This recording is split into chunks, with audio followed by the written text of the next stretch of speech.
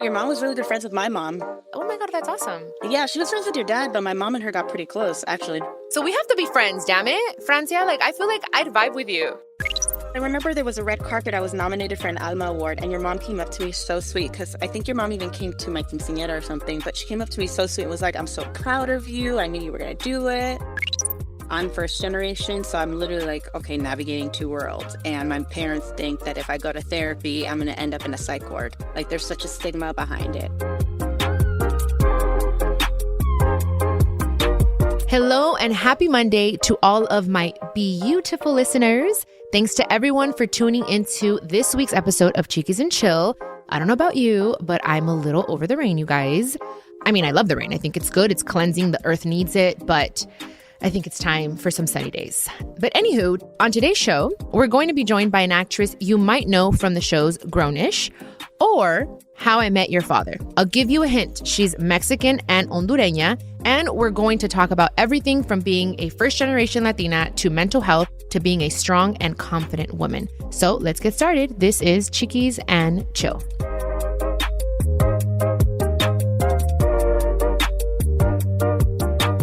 As promised, sitting here with me today is a very talented actress, Francia Raisa. Oh my God, Francia, how are you? Thank you for being here. Thanks for having me. I'm really good. You have beautiful skin. Thank you so much. Qué bonita. I just got a facial yesterday, so. Oh, nice. Me too. No way. Yeah. So what do your friends call you? Do they call you Francia or do they shorten it? On How I Met Your Father, actually the cast calls me Frank. Frank. Okay. Hillary started that nickname. There's also another nickname. It's Francia, because on the first season of How I Met Your Father, I joined Raya. And the N didn't make it into the spelling. And my cast thought it was so funny, so they call me Frange or Francia. Or Amiga. Oh, nice. That's like what I do. Amiga. Yeah, that's so cute. Oh, so Raya. Oh my gosh. Are you still in Raya?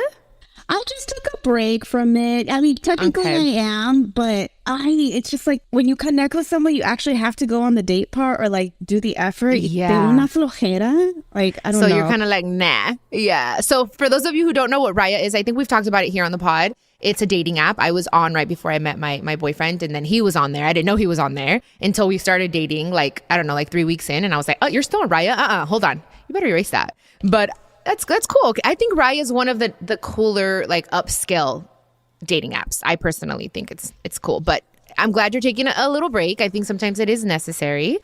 But anywho, getting back to you. Okay, so you're an actress, but you started off as a dancer, right? Yes, I did. I started dancing when I was about 5, doing everything. Latin Hondureño dad being like, and tap, and ballet, and karate, and hip hop. And then I was going to pursue a dance career when I was 15, 16 years old. But at the time, I also had the dream of acting. And this girl that I was backup dancing with had just booked a part on Unfabulous on Nickelodeon. When Emma Roberts was on Nickelodeon, that's how long ago it was. And I was like, oh my God, how did you do that? And she was like, oh, I went to an audition. Girl, I didn't even know what an audition was. I was like, cool. How did you get that? She said, a manager. I said, cool. Can I meet her? And I didn't really understand how bold that was at the time. I was about 15. And she was like, well, she's actually looking for a bilingual actress. And I was like, great, I'm bilingual. Let's do it. And she signed me. And there went my dance career. I started auditioning for acting roles. And about 6 months later, I booked Bring It On. Dude, that's freaking awesome. And see, it's because how bold you were that you were just like, I don't know. Being outspoken and not being afraid to ask questions is so powerful, especially at that age. So I freaking applaud you for that. Thank you. I lost that, but thank you at the time. Yeah. You know, what happens is that the world happens and then, life, and we become a little bit more, I don't know if the word is afraid because of what people may think or what they say, but like they always say, when you're young, you don't think about, oh, I'm going to get on that roller coaster. You just want to get on it and you don't think of the consequences. I think that's what happens. We start thinking of consequences and shit. And then we lose that free spirit maybe. I don't know. But you seem like a very confident, outspoken woman though. Now I am. Yeah. I lost a lot of that confidence for a while. I think it's because we start getting introduced to rejection. You know, as young kids, I think our parents are constantly trying to cheer us on, which is amazing. But in cheering us on and telling us we could do it, they should probably also tell us that, like, sometimes it might not happen and it's okay. Other people deserve to win as well. Right. And so when you don't win and you gain that competitive nature and then you go out in the real world and you realize everything your parents told you is true, but that doesn't mean that everything is meant for you, or that doesn't mean everything goes your way. So we start losing that, and it's like this whole identity crisis that we go through. And then, you know, whether we want to accept it or not, you know, a lot of us need therapy. And in 2014, that's when I first started seeking it. People were concerned. And I think in 2020, the forced rest that we all had to endure was probably, I hate that so many people lost their lives, but it's probably the best thing that ever happened to me. And I think that break helped me to figure myself out and understand everything that I'm talking about right now and and bring back my confidence. I also dyed my hair a month ago, so that also made me feel like Jessica Rabbit, and I feel like a whole new person. I love it. So was it Poison Ivy yesterday? And I was like, yeah, her too. Yeah, her too. I love it. I've been wanting to do my hair, like dye my hair red for so long. My hairstylist just won't do it because my hair, I have a lot of hair. It's just very thin.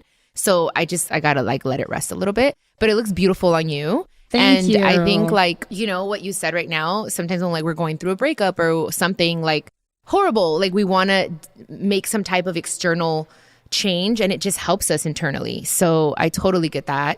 And I'm glad, I'm a huge advocate for, you know, seeking therapy and doing therapy and life coaching. I've been doing it since I was 12, and it's helped me so much, because sometimes I think like, shit, like I've been through so many things. How the heck did I get here? And it's because of therapy. So I totally feel you on that. I feel you on 2020.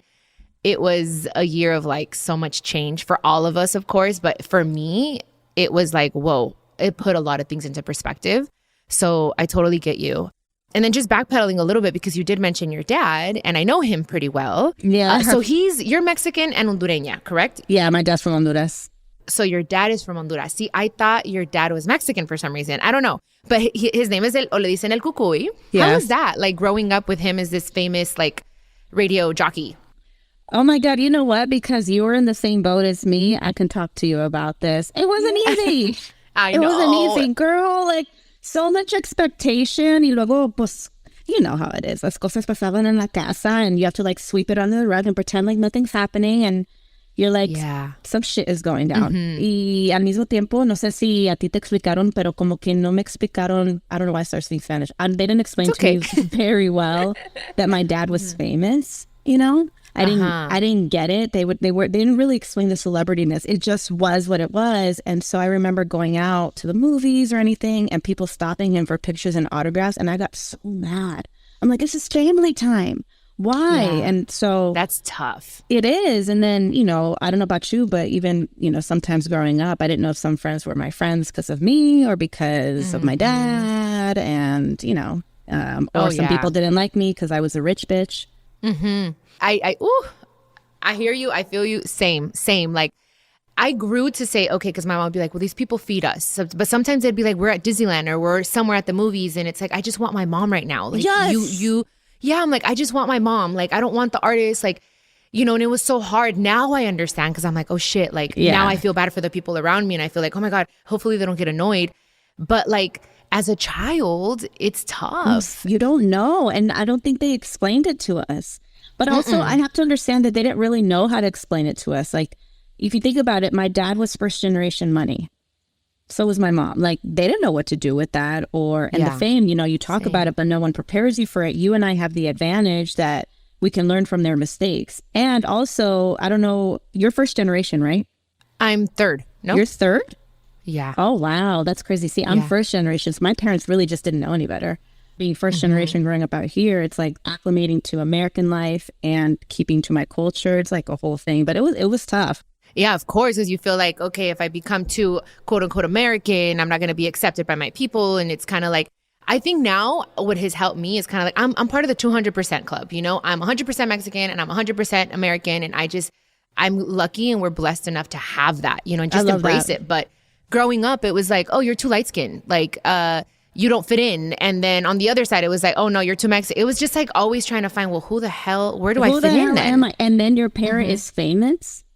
Yes. On top of that, kids scratching my car, girl. Oh my God, they scratched my car too. Shut up. At school? Yes, my first car was a Lexus SC430. It was 2000. I don't remember. But anyways, I had to start parking in the teacher's parking lot because I got my car scratched. They scratched my car. My God. Same. I had a BMW. My uncle Lupe bought it for me. And I changed so many different schools because it's like I couldn't fit in anywhere, you know? So they're like, oh, they found out who my mom was. Oh, the little rich bitch and this and that. And they would scratch my car. And I was like, oh, yes. I'm like, what the hell? It's not my fault. You know? She's so stuck up. Se cree muy. Just because her dad or her mom. I'm like, oh my God, I don't know any better. Oh my God, I feel you. Is that why they called you like a diva and stuff? Is that one of the reasons? Probably. Because I heard that somewhere. Yeah. I mean, diva's a word that I hear a lot. I mean, so I'm assuming yes, but I'll admit at the same time, my dad did raise me to be a brat. Like he really did. I mean, they didn't make me do any chores at home. I don't know about you, but we did no chores. The only chore I had was going to dance class, being the best at karate. So those were my chores. But like he was like, you're the best at everything. You're going to be a star one day, blah, blah, blah. That's why I was so confident. But he didn't teach me about rejection. He didn't teach me about work ethic. He didn't teach me about how hard it was going to be. And he was already famous. So I was like, oh, this seems easy. Do you have siblings? Yeah, I have 2 younger sisters, Italia and Irlanda. Your mom met all of us. Yeah, your mom was really good friends with my mom. Oh, okay. I thought with your dad, but oh my God, that's awesome. Yeah, she was friends with your dad, but my mom and her got pretty close, actually. Oh, wow. I didn't know that. Yeah. What? What's your mom's name? Virginia. They called her La Pelusa. I think I have pictures. Oh my God, that's crazy. Yeah, because I remember there was a red carpet. I was nominated for an Alma Award, and your mom came up to me so sweet, because I think your mom even came to my quinceañera or something, but she came up to me so sweet and was like, I'm so proud of you. I knew you were going to do it. She would tell me. Yeah, she would tell me. She's like, that's El Cucuy's daughter, baby, and look at what she's doing. She always wanted for me to be an actress. She didn't want me to sing. She says, I'll support it, but I want you to be an actress. I feel like that's better. It's easier. Like in the music, it's so hard. Now I'm like, damn, Mom, she was right. But like, so when she saw you and she's like, mira, mami, like look at her, like she's doing her thing. And she was very proud of you. Very proud of you. So I wanted to just tell you that because I remember clearly, I was like, I saw you at a red carpet, you were taking pictures and we weren't able to say hi because everything was like crazy. Yeah. But I know of you, of course. I know who you are and everything and what you're doing, what you have done, which I honestly like the fact you're representing us so well. So thank you for that. So we have to be friends, damn it. Francia, like I feel like I'd vibe with you.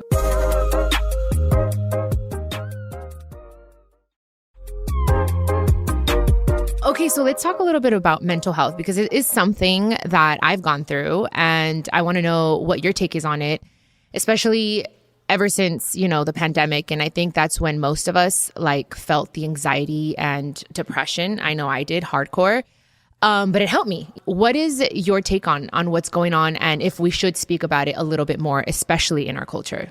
Well, in our culture, especially, I think it's super important to talk about. And the reason I constantly ask people what generation they are, because I'm understanding that each generation goes through something different. I'm first generation, so I'm literally like, okay, navigating 2 worlds. And my parents think that if I go to therapy, I'm going to end up in a psych ward.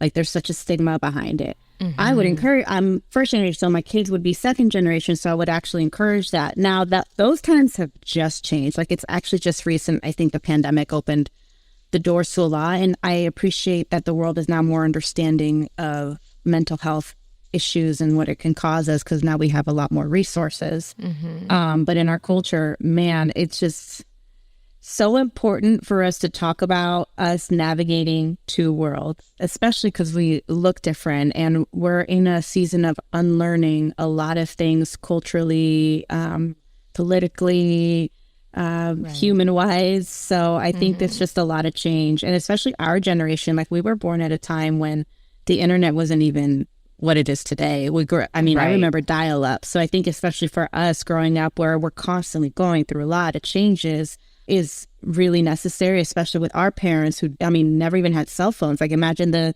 changes we're going through. So I think more so than anything with mental health, I think the first thing to for us to do is to understand and forgive and have grace. Like we were talking about our parents earlier. I have to tell myself and repeat, they didn't know any better. Mm-hmm. They didn't understand. I grew up differently. They're from a different generation. I have to have grace for the way that they're talking to me or the way they're viewing me or for the way that they raised me. And it's my job now at 34, almost 35 years old, to change the way that, or change the plugs that they put into my brain and like just reorder them a bit as far as how I view the world, how I view myself, how I view relationships. I'm still single at this age.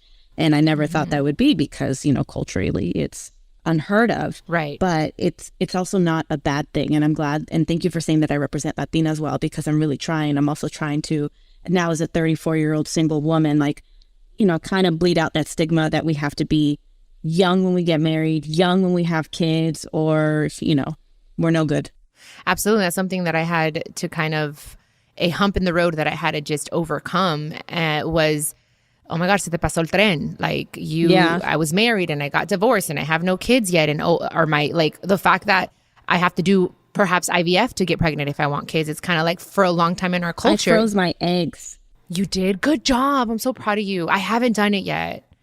And I think it takes so much pressure off because it's kind of like, oh, you got to go that route. You're broken. Estás, no sirves. And it's like, wait, no. Things have changed. And like what you said is having grace and just understanding people that came before us and our grandparents and even my mom. She was very like open-minded and very hip, a very hip mom, but she was also very traditional. You know what I mean? In certain things that I'm like, okay, now I have more compassion for her now that I've gotten older or whatever. But absolutely, I think that everything you're saying about mental health and making it okay, like for a long time. I mean, I think it's getting a little better, but it's like boys don't cry. Los niños no chillan. And it's like, okay, guys should, it's okay to be vulnerable. It's okay to do therapy. That doesn't mean that there's something wrong with you. It's I think we all need it. Right. But okay, so that's a great example. I totally agree. But because I was raised for so many years believing that a man isn't a man if he cries, I still get uncomfortable when a man cries. Really? It makes me so uncomfortable. So I have to sit back and be like, okay, I'm uncomfortable because this is what I was taught. This is okay.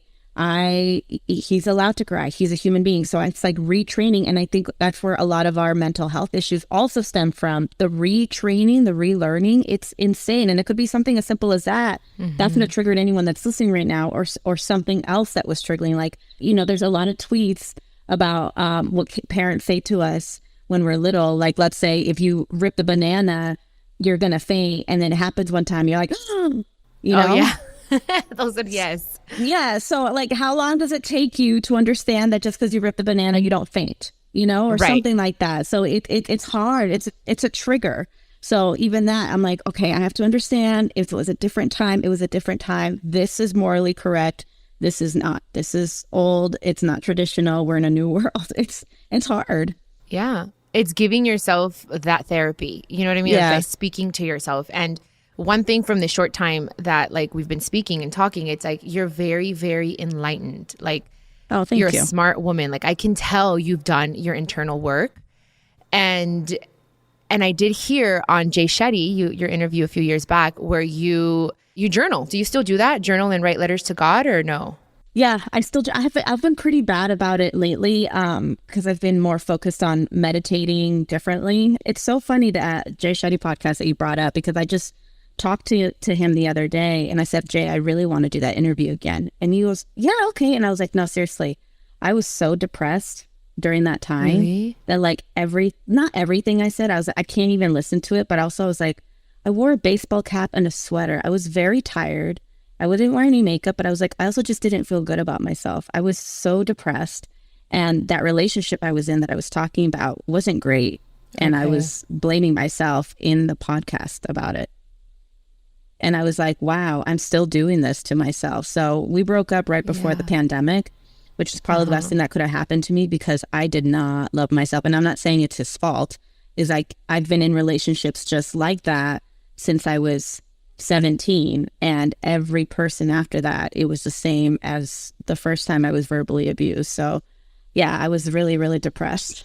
Oh my God, dude, the fact that you were with Jay Shetty, like that's one of my dreams. I love him so much. Like, and you should do it again. I mean, and there's nothing wrong with looking back and saying, you know what, I was in a different place at that time. And now I'm ready. Now I feel different. Now I want to share, because still you touched me. You touched my heart. You know what I mean? I'm glad. Yeah. So that's, but now I can definitely tell like you're in a different place. And I think that's what evolving is all about. And right now you are single. Is this the longest time you've been single? That's hard to say because, oh God, this is going to sound terrible. So I've been single for coming on 4 years. Prior to him, I was single. I dated a lot of men, but I wasn't in a relationship longer than maybe 3 months. Okay. So I'm like, okay, so prior to him, I had broken up with someone in 2010. So I would say that was a long period. I was just dating long. This is the first time that I've been single, and I haven't dated as much as I did prior. Okay. So I've spent more time alone this time around than the pandemic helped. I was caught up on one dude. You know how that is. Yeah, I feel you. I was caught up. Caught up, and you're like, I know this is not supposed to happen. Yeah. But there's something that draws you to those things. It's like those little like little toxica in us. It's like, hold on. Yeah, la toxica. Something like that. I was just lonely. So I'm like, let me go back to what I know. Yeah, we've all had those moments. I totally feel you. Ain't no shame in that. As long as you learn, there's always something to learn.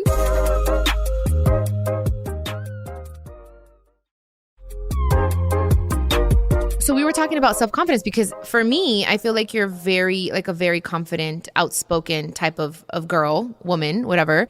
Did it come like out of nowhere? Like you've always been that way since you were, obviously there's a lot of confidence if you're going to like dance and stuff like that at 5 years old and no? I think I was very confident because I said like my parents were pretty good about implanting that in me up until I want to say till after my first show was canceled. Because then I was back in real life and I was like, oh, it should be easy after this. And it wasn't. So after that, I lost a lot of it. And also relationships, like I said, I lost a lot of my confidence when I was 17. I was dating an older man for 3 years. So that started dwindling it. And then when my show got canceled, I guess it got worse. And I think recently what happened is during the pandemic, I was by myself. Just me and my dog. I had to deal with myself. I had to deal with my own demons. And I'll be honest, I did shrooms by myself, and it was the best thing that could have happened to me. Same here. Love shrooms. I microdose. Oh, yeah, good. You should. I do every now and then, too. Girl, I was looking in the mirror, and I was like, you are a bad bitch. What are you talking about? Look at you. And for some reason, I had Shania Twain, I Feel Like a Woman, on repeat. Girl. And I was just dancing around the house. Oh my God, I love that song. Oh, it just makes you feel so badass. I got it. And ever since then, like I said, the confidence just started coming out. I mean, it took some time. It wasn't overnight. I was slowly like testing the waters to see little things. And then when I dyed my hair red, like I told you a month ago, I have been a different person. Like, thank you for saying that. I feel like a light. I've been actually hearing that a lot. And I can tell you that for the first time, probably ever in my life, I'm starting to really learn myself and like myself. And this whole Jessica Rabbit, Poison Ivy thing, like, is really doing it for me. Dude, I love my 30s because what you're talking about right now, right? Like so many women, I mean, me too, I'm not going to lie, but like I'm afraid sometimes of like even saying my age or whatever because in the type of industry that I'm in. But then I'm like, wait, like we've done so much. I'm fucking proud of myself. And I don't know, in my 20s, I was just trying to figure shit out. I feel like don't get married, don't do none of that stuff, in my personal opinion, when you're in your 20s. In your 30s, you start like loving yourself more. And it takes time, like you said, like affirmations in the mirror. You are badass. You got this. You are healthy. You are wealthy. You are vibrant. I tell myself, and the more you say it, the better you feel. But like loving really yourself, flaws and all. Like right now, I hear you and you're like, you admit to certain things. And I totally respect that. There's so much power and vulnerability. And you're like saying there's certain things, how I was raised, or you're very honest. Like that says so much about a person. So I completely like, it's so admirable. So I just wanted to tell you that because it takes, especially being in this industry. And I think like as a Latina, being an actress, being a singer, the rejection, the comparison, it's just so much. Girl, I go to Raisa, not Almendares. Yeah. Dude, Okay, yeah. So why is that? There's two reasons. One, I wanted to do this by myself. I did not want my dad to get credited for anything. Not that I was embarrassed, but I just wanted to know that I did it. We're so much and I didn't like favors. Yeah. So I remember I did Francia Raisa for Bring It On. And as soon as I saw that last name, I was like, no, Reisa's my middle name. Also, too, my dad did say that when my sisters and I were born, he was like, yo sabía que ustedes iban a ser estrellas. Y por eso les di nombres de estrellas. Francia Raisa, Italia Renata, Irlanda Ruby. I was like, all right, well, this is what you said, Dad. So taking it. So here it is. And it does. I love it. It just flows really nice. It flows really, really nice. I get you. And so many people, let's just have this conversation because I feel like you're going to understand me. I don't go by Rivera. I never have. And people think that it's something new because there's issues in the family. Yes and no. But no, it's I want to be seen as Chiquis. Okay, my name is Janae Marin. I love my name. Yes, my dad did some pretty messed up things. Okay, we forgive him. Moving on. Now it's Chiquis. That's my artist name. And I want people to see me for me, not always la hija de. Yes, it's an honor. I love what my mom did.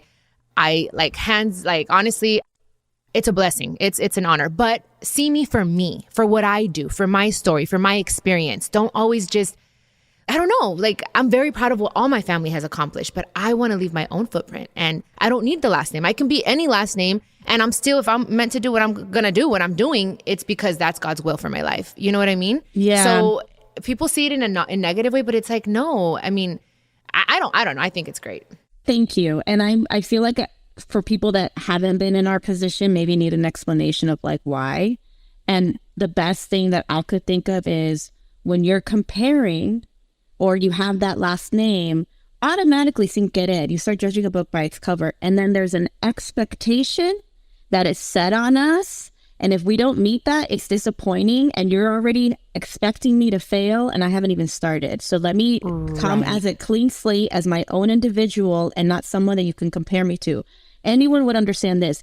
When you get in a relationship, you don't want to be compared to the ex. That's like, hell no. So don't compare me to an individual that raised me, yes, but they're different than who I am. My dad grew up in Honduras. He's an immigrant here. I was born in LA. I'm a native here.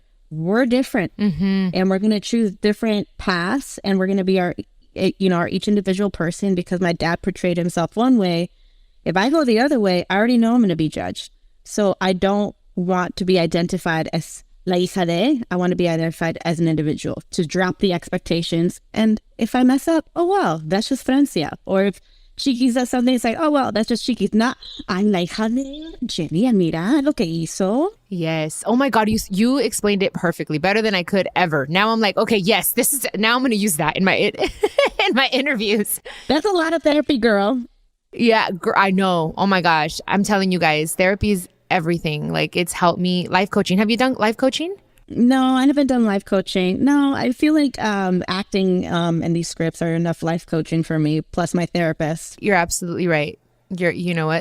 Yeah, because I did some acting like classes and it really just helps you. Like for me, it helped me. It was more of like being able to, we did it for like being on stage and removing yourself from who you are and stepping into someone else's shoes and forgetting all like, so it really did. It absolutely helped me. I want to take more acting classes actually. Yeah, I think that helped me learn grace because stepping into other people's shoes and understanding their traumas, and it's not too far-fetched from mine, it makes me feel like, oh, everyone is just in pain.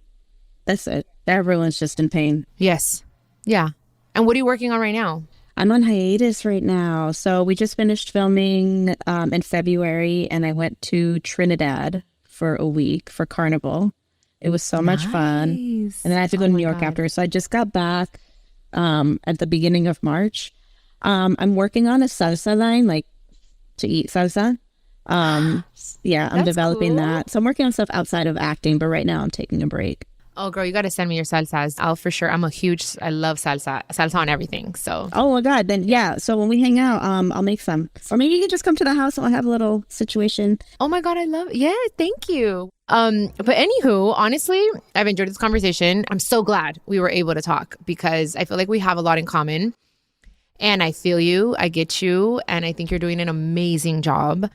Thank you for being vulnerable, for inspiring us all. And we need to go to lunch. For sure. Let's do it. And do you want to share your social media for us, all of us? Like anything, a website or social media, anything that you want to like share?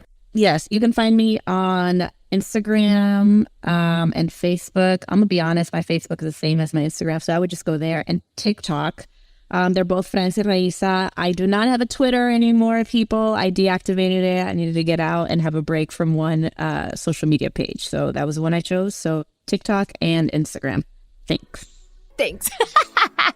I love it. Okay, well, thank you so much. And you guys know that I always end every episode with a motivational quote.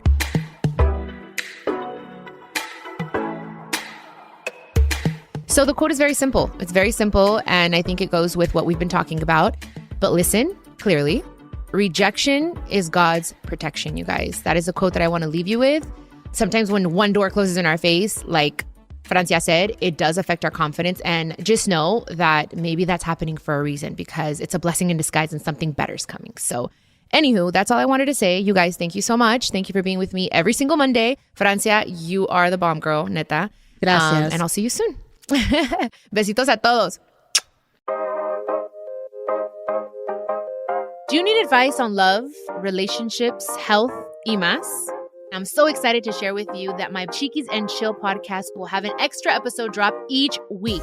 I'll be answering all your questions. Just leave me a voice message con todas tus preguntas y yo te las voy a contestar personalmente. All you have to do is go to speakpipe.com/Chiquis and Chill podcast and record your questions. I can't wait to hear from you. This is a production of iHeartRadio and the My Cultura Podcast Network. Follow us on Instagram at My Cultura Podcast and follow me, Chiquis, that's CHIQUIS. For more podcasts from iHeart, visit the iHeartRadio app, Apple Podcasts, or wherever you listen to your favorite podcast, and check us out on YouTube.